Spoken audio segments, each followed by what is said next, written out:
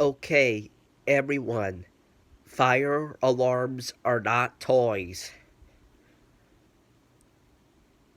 So never ever play with them. Fire alarms are very serious devices that save people's lives and save buildings from being burnt to the ground because they alert people that there is a fire in the building and they must evacuate immediately.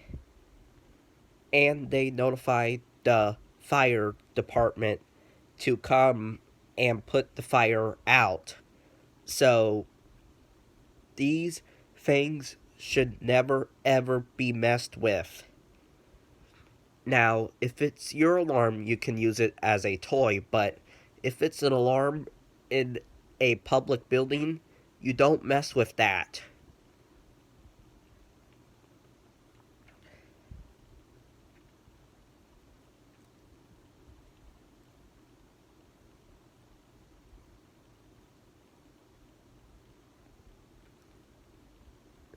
Fire alarms should never ever be messed with in public buildings for any reason.